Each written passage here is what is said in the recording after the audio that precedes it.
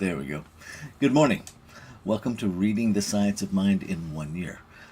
I'm Reverend Rafe Ellis, Senior Minister and Spiritual Leader of the Center for Spiritual Living Common Ground in Central Maryland. Today is March 11th. And so, what we do here is we take a listen to the reading of the day based on Reverend Dr. Edward Viljoen's Reading the Science of Mind in 1 Year in the front of the Science of Mind text. I offer perspectives that come alive in me as the reading happens today. It's not planned um, so I'm really just in the moment with you.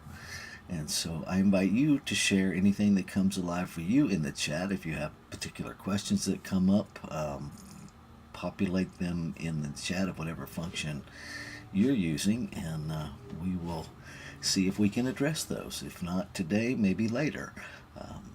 And then we go into a 5 minute meditative practice, which is just a time to practice being present with what is. We're not trying to make anything happen or prevent anything from happening. We're just practicing being present. And then I close us out with a spiritual mind treatment, also known as affirmative prayer. So let's get to it. Here's today's reading. Let me pull that up. Reading for March 11th, Science of Mind, A Philosophy of Faith, A Way of Life by Ernest Holmes. Reading from page 146, paragraph 2, through page 148, paragraph 4, using inclusive language. The power within. Through spiritual discernment, we see that we have within us a power which is greater than anything we should ever contact. Power that can overcome every obstacle in our experience and set us safe, satisfied, and at peace, healed and prosperous in a new light and a new life. If Creator be for us, who can be against us? Source's creative power of mind is right here. We have as much of this power to use as we believe in and embody. The storehouse of nature is filled with infinite good, awaiting the touch of our awakened thought to spring forth into manifestation in our lives. But the awakening must be within our thought. The word that we speak is the law of our lives, and nothing hinders its operation but ourselves. We may use this creative word for whatever purposes we desire, and the word becomes the law unto the thing for which it was spoken. We are given the power to sit in the midst of our lives and direct their activities. Strife and struggle are unnecessary. We only need to know, but we must know constructively. Just so far as we depend upon any condition, past, present, or future, we are creating chaos because we are then dealing with condition effects and not with causes.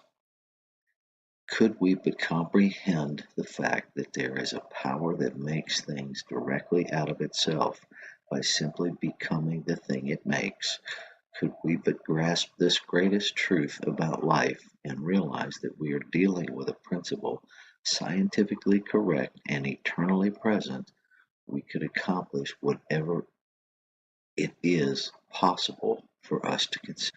Life externalizes at the level of our thought. We set our own limitations. Do we desire to live in a world peopled with friends who love us, surrounded by things beautiful and pleasing? There is but one way, and this way is as certain as the sun shines. Daily we must control all thought that denies the real, affirm the divine presence within us. Then, as the mist disappears before the sun, so shall adversity melt away before the shining radiance of our exalted thought. The prodigal son remained a prodigal as long as he chose to do so. When he chose to, he returned to his father's house and was greeted with outstretched hands. So shall our experience be when we return to the world which is perfect. there will be something that will turn to us. We shall behold a new heaven and a new earth, not in some faraway place, but here and now. Act as though I am and I will be. The Spirit of truth will lead us into all good. This is the high road to the fulfillment of our lives. There is then no limitation outside our own ignorance, and since we can all conceive of a greater good than we have so far experienced, we all have the ability to transcend previous experiences and rise triumphant above them, but we shall never triumph over them while we persist in going through the old mental reactions. Understanding. Before we attempt to improve our conditions, before we proceed further on the subject of healing, it is necessary that we be certain in our own minds that thought is creative, as upon this basis our entire superstructure rests. Since spirit creates by contemplation, purely mental action, then everything in the manifest world is some effect of its thought. Our own minds are an expression of the divine mind and must be of the same essence. That we find ourselves in an undesirable condition in the face of all this is merely proof that we have limited ourselves by our very freedom. Shall we not then reverse our thinking and take for our starting point the inherent nature of mental powers? We have gone far in the right direction when we have determined that creation could have originated only in intelligence, and have realized further that our own mental power must be the same kind with the creativeness of God. Thus, we begin to sense, even though dimly, that as our mind becomes more like the divine mind, we shall expand into a greater livingness. Our world created by our consciousness, and our consciousness taking its color from the perception of our relation to the infinite. We should strive toward a perfect vision, a perfect conception. We should expand our thought until it realizes all good, and then cut right through all that appears to be and use this almighty power for definite purposes. We should daily feel a deep union with life, a greater sense of that indwelling God, the God of the seen and of the unseen within us. When we speak into this mind, we have sown a seed of thought in the Absolute, and we may rest in peace. We need not make haste, for it is done unto us as we believe. In that day, they that call upon me, I will answer.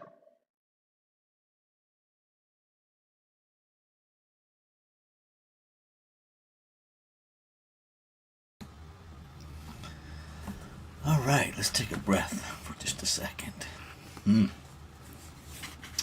So the first sentence that jumped out for me, we have as much this power as we use as we believe in and embody. That's not saying the power isn't present. It's just recognizing that if we don't tap into it, if we don't recognize it, we can't use it. It's like the example of electricity. Right? Electricity has always existed.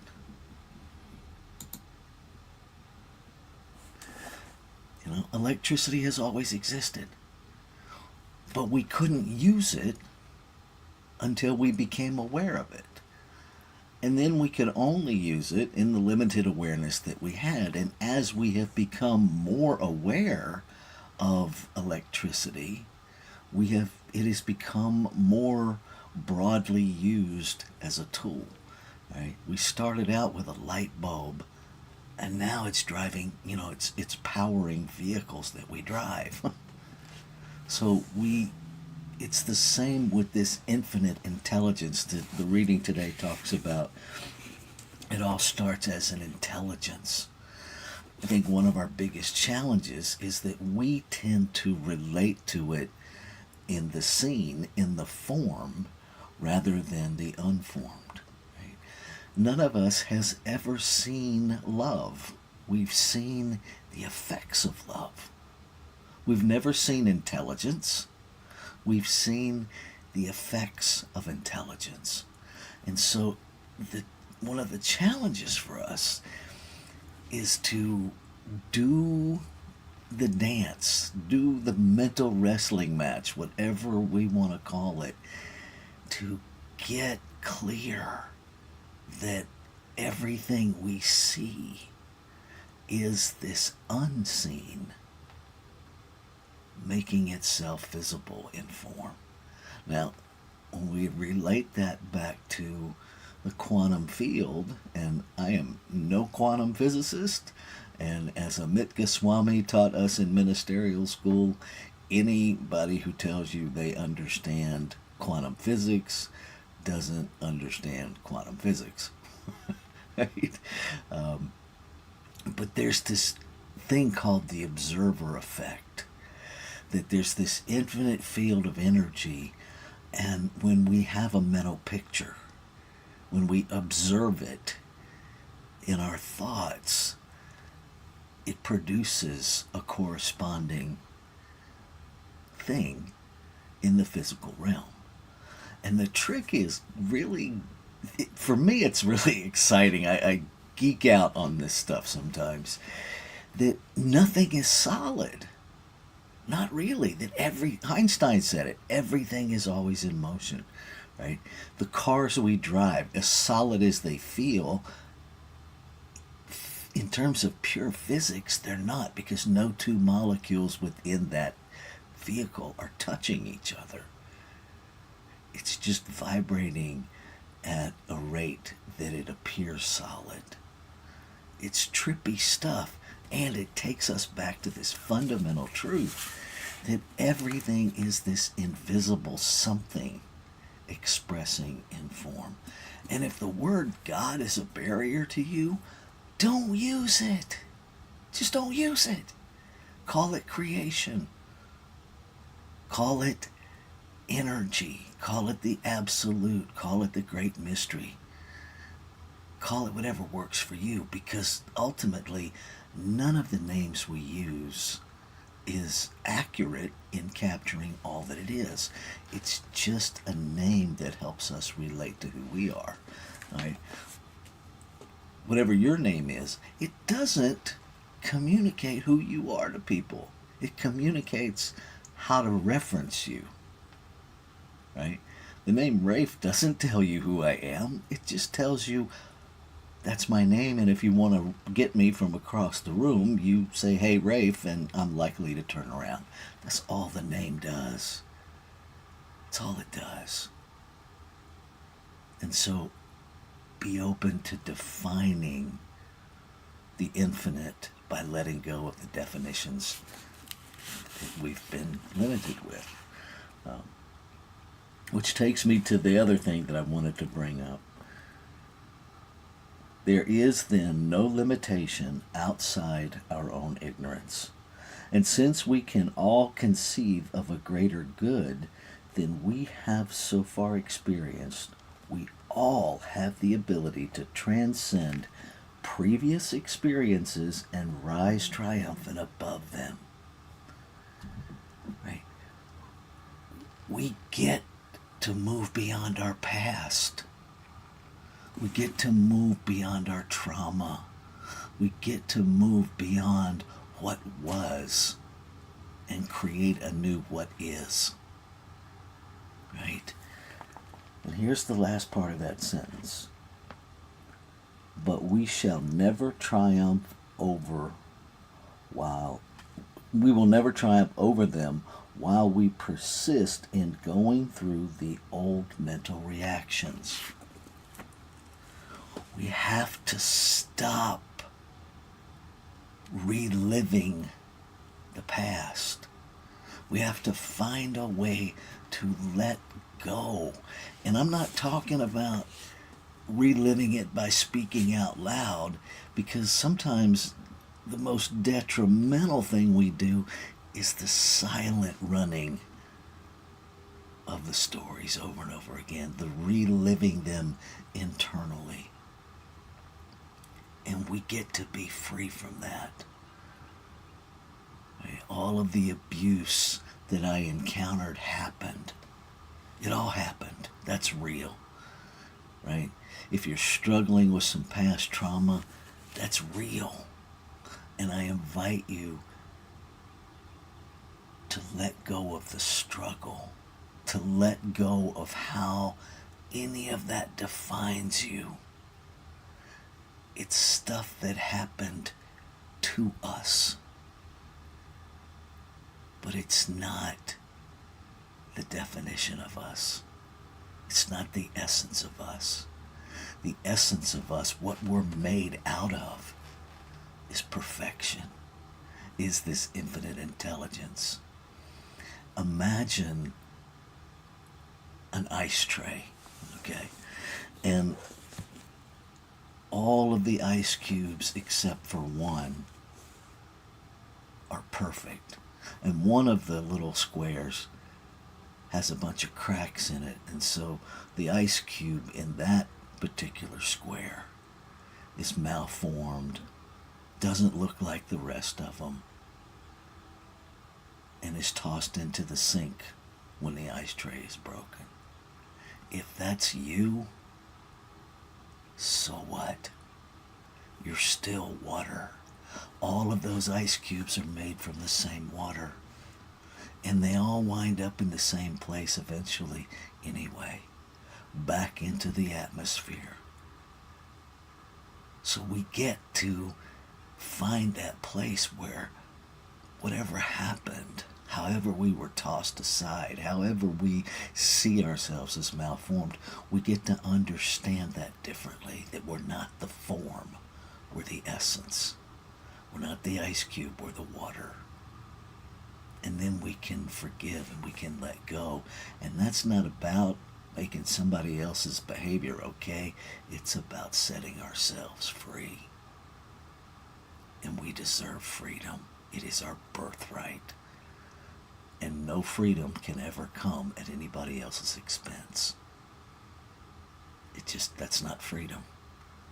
Freedom is an inside job. And so I invite you to really begin to lean into these teachings as a path to freedom. And what could be greater good than to live in absolute joy of freedom? That it's more about you than the stuff you have. So I'm going to stop there and take us into our meditation.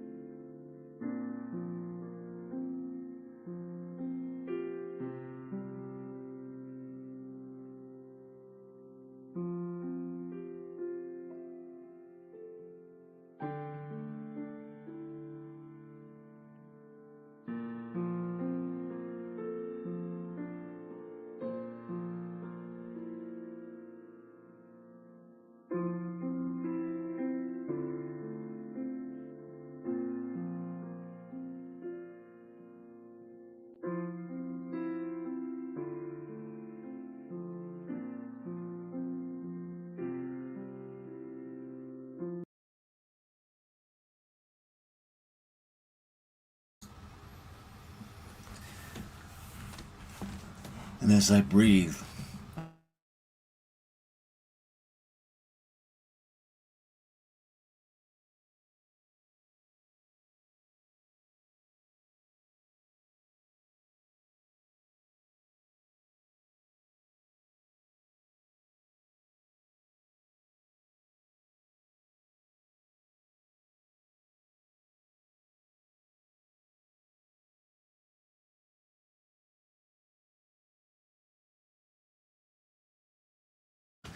it is indescribable.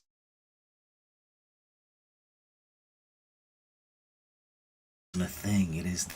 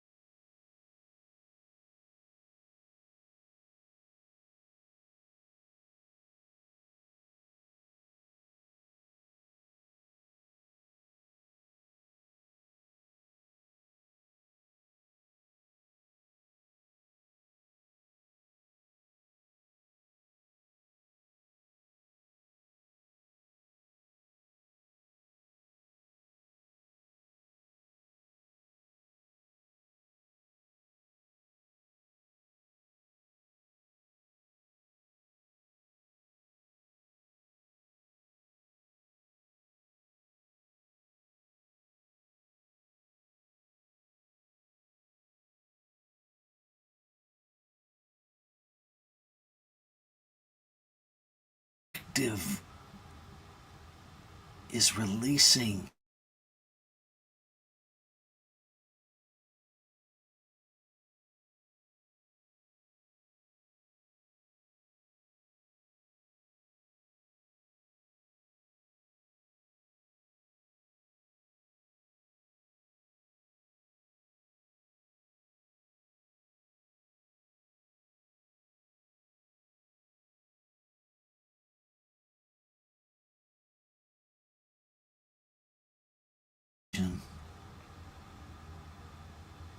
but a new thought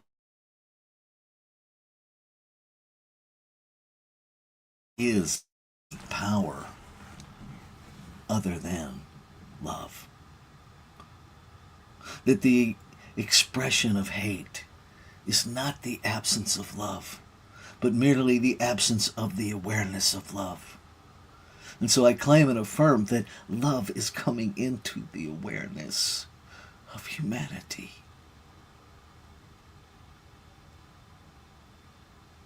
That peace already exists, is already present, and that everything that is not peaceful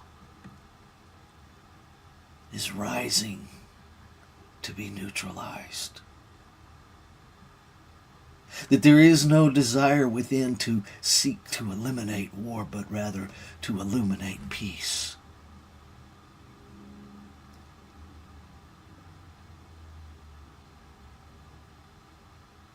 we seek to be the presence of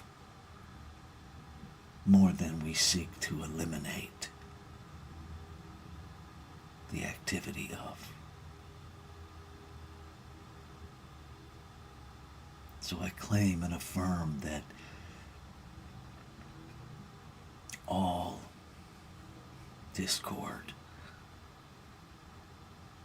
is healed, that all sense of separation is healed simply by recognizing the truth of one power, one substance, and the intentionality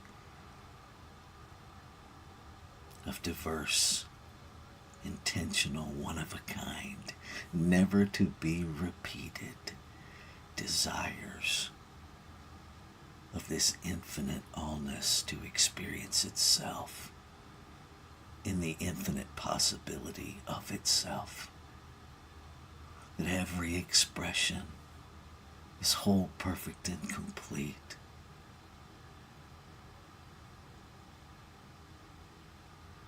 There is no desire in creation for uniformity.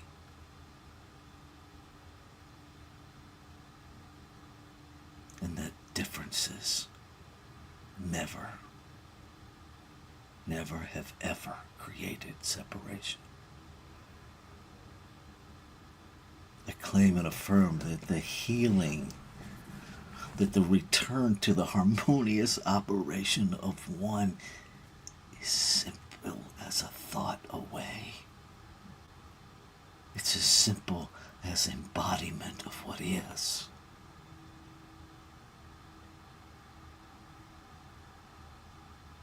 And so I claim it. I be it.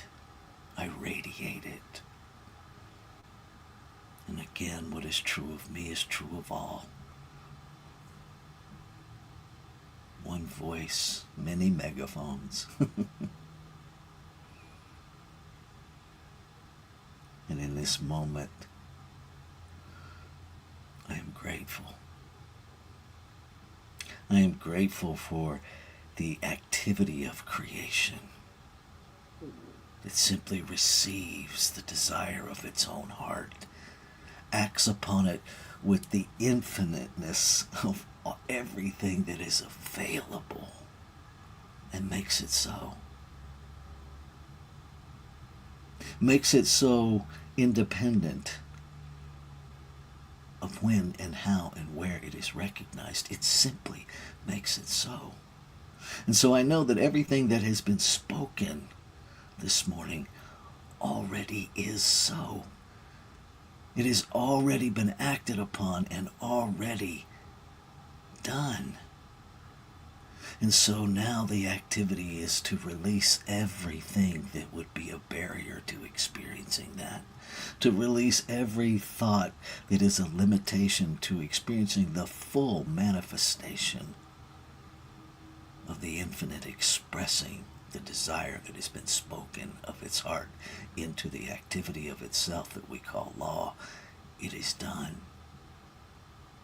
And so I let go. Over and over again, I release anything that limits the awareness and the experience of what is. And so it is.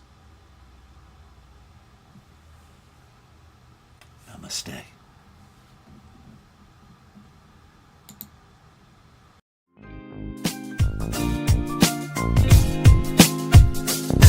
Thank you.